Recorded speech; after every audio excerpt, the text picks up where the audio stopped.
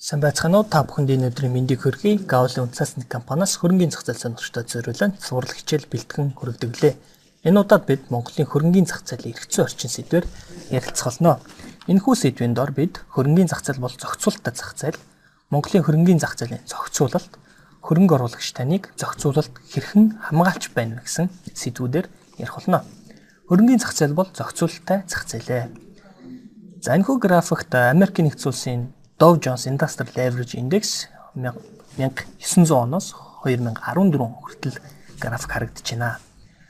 За Америкийн нэгдсэн улсад 1929 онд их хямрал эхэлсэн. За ингээд үндсэндээ 4-5 жилийн хугацаанд үргэлжилсэн эцэст хямралаас гарсан гэж үздэг. За тэгвэл энэ хямралын үеийн статистик үзүүлэлтүүд хөрөнгийн зах зээлийн уналт өсөлт ямар байсныг одоо тайлбарлая.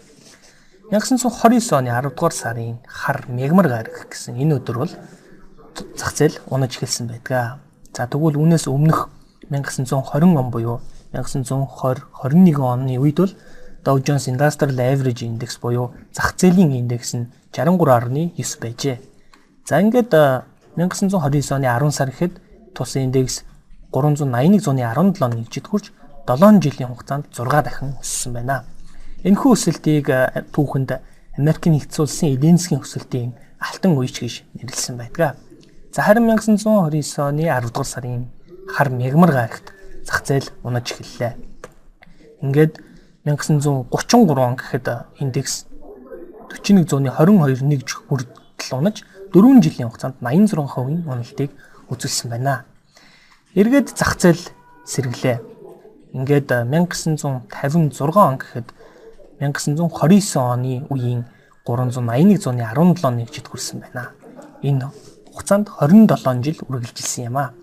Өөрөөр хэлбэл Америкийн нэгдсэн улсын их хямрал нь хөрөнгийн зах зээлийн уналтаар эхэлсэн гэж үздэг. За харин үүний дараагаар мөнгөний хатуу болго баримтсан, гадаад худалдааны оновчгүй болго баримтсан зэрэг нь хямралыг улам бүр даймжирахад хүргэсэн гэж үздэг.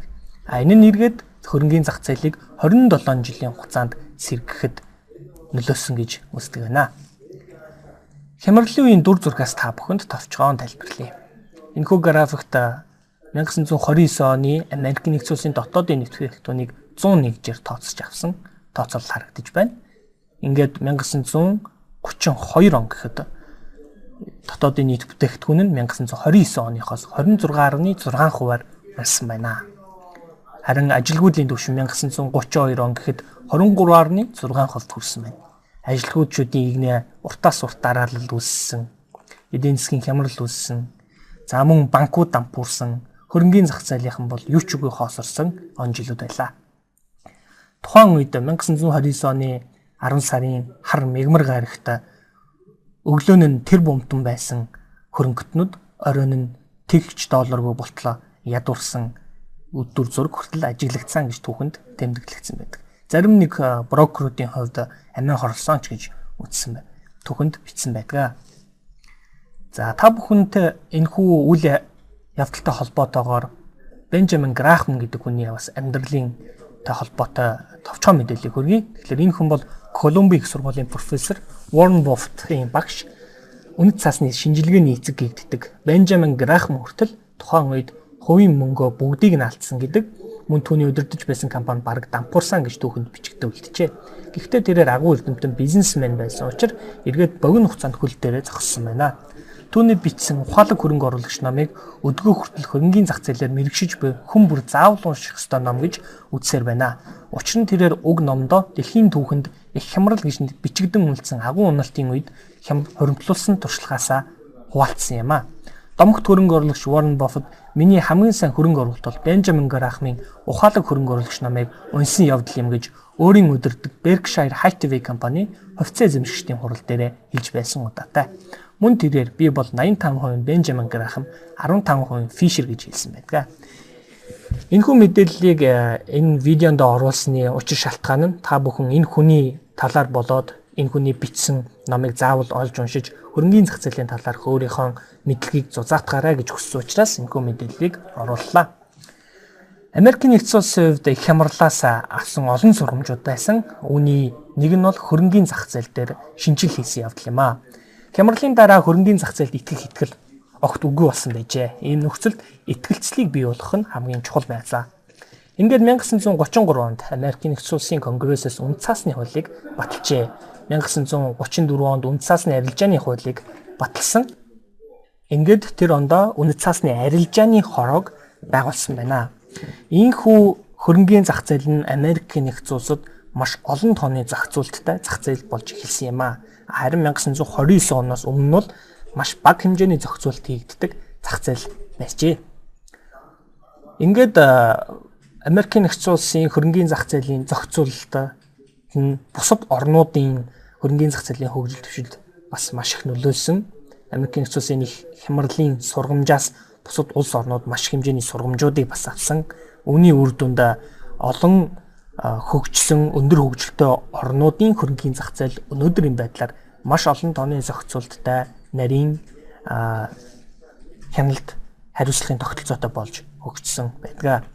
Тэгэхээр энэ зохицуултын гол зорилго нь юу юм бэ гэхээр ерөөсөө хөрөнгө оруулагчдыг хамгаалах гэж хэлж болно.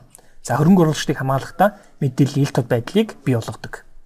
Тэгэхээр хөрөнгө оруулалт хийж байгаа хүний хувьд хөрөнгө оруулалт хийчихсэн байгаа хүний хувьд тухайн хөрөнгө оруулалттайгаа холбоотой шийдвэр гаргахтай холбоотойгоор бүх чухал мэдээллүүдийг өөрийн гар дээр ил тод харж ах хэрэгтэй байдаг.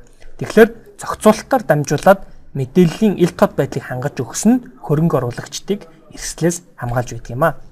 За мөн зохицуулалтаар дамжуулан стандарт шалгууруудыг тавьж байдаг. За жишээлбэл үндэс цаасны зах зээл дээр ажиллах брокеринг компаниуд, сангууд, андеррейтинг компаниуд гэх зэрэг энэ мэргэжлийн байгууллагуудын активийн үзүүлэлтэн дээр нь тодорхой хэмжээний шалгууруудыг тавьж өгдөг. Өөрөөр хэлбэл хамгийн багадаа 500 сая төгрөгийн 4 сантаа байна. За 1 тэрбум төгрөгийн 4 сантаа байна гэх зэрэгээр шалгууруудыг зохицуулалтаар дамжуулан тавьж өгдөг. За энэ нь өөрөө бас чанартай мэргэжлийн компаниудыг үйлчилгээг бий болгох зорилгоор хийгдэж байгаа зохицуулалт юм а. За мөн энэ зах зээл дээр ажиллаж байгаа мэргэжилтнүүдэд бас стандарт шалгуурыг тавьж өгдөг. За жишээлбэл манай улсын хувьд бол хөрөнгөний зах зээл дээр мэргэжлийн үйлчилгээ эрхийг бол тодорхой сургалтанд хамрагдсан хүмүүс тэр сургалтанд хамрагдсан хөтөлбөрөөрөө дараа нь шалгалт өгөөд тэнцээд энэ эрхийн үнэмлэхийг авдаг. Ийм эрхтэй хүмүүс бол хөрөнгөний зах зээл дээр ажилладаг байж байгаа. Тэгэхээр энэ мэдчлэн бол одоо мэргэжилтнүүд дээр нөхөртөл бас тодорхой шалгуур стандартуудыг тавьж өгдөг. За ингэснээрээ бас л чанартай мэргэжилтэн боловсон хүчнийг бий болгох зорилгодоо хүрдэг. За ингэж чадах юм бол энэ нь өөрөө эргээд хөрөнгө оруулагчдыг хамгаалж байдаг юм аа. За мөн маш сайн хяналтын тогтолцоог зохицуулалтаар дамжуулан бий болгодог. Өөрөөр хэлбэл аливаа ловрын шинжтэй, гэмт хэргийн шинжтэй, за хөрөнгөний зах зээлд оролцож байгаа тэр оролцогчдын шудрах бус байдал бий болсон, эрх тэгш байдлыг алдагдуулсан ийм одоо үйл явдлуудыг хянаж байдаг хяналтын маш сайн тогтолцоог бас зохицуулалтаар дамжуулан бий болгодог. Энэ нь өөрөө эргээд хөрөнгө оруулагчдаа хамгаалж байдаг. За жишээлбэл дотоод мэдээлэл ашиглаж хөрөнгө оруулалт хийж арилжаа хийх юм бол энийг нь хяндаг тусгай програм, тусгай одоо аргачлал байж идэг. За тэр аргачлалын дагуу хяналтаа тавиад явж явах жишээтэй. За тэгээд ямар ч тохиолдолд бол ямар ч асуудалгүй зах зээл гэж хаач байхгүй тодорхой хэмжээний асуудлууд, эрсдлүүд гардаг. За тэр гарч байгаа үед нь бол харин зохицуулалт маань хариуцлагын тогтолцоогоор дамжуулаад яг тэр ногдох ёстой хариуцлагыг нь тэр ногдох ёстой газруудад нь хүмүүст нь тавьж чаддаг байх ёстой. Ингэснээрээ бас хөрөнгө оруулагчдыгаа дараачихан хөрөнгө оруулагчдыг хамгаалж чаддаг байгаа. За жишээлбэл Америкийн нэгдсэн улсын үед бол дотоод мэдээлэл ашиглан арилжаа хийж байгаа тэр хүмүүст бол эрүүгийн хэрэг үүсгэж бол шоронд олон хугацаагаар их хугацаагаар хийсэн гэмт хэрэгээс нь хамаарад хордог. За мөн дээрээс нь санхүүгийн одоо торгуулуудыг бол тавьж явах жишээтэй байдаг. Манай улсын хувьд бол харин шинчилсэн хуулийнхаа дагуу дотоод мэдээлэл ашиглан арилжаа хийх юм бол түүн дээр бол эрүүгийн хариуцлага үүсгэж шоронд хорих хүртэл арга хэмжээг авах ийм зохицуултыг бол манай улсын хувьд шинээр оруулаад ирчихсэн байж байгаа.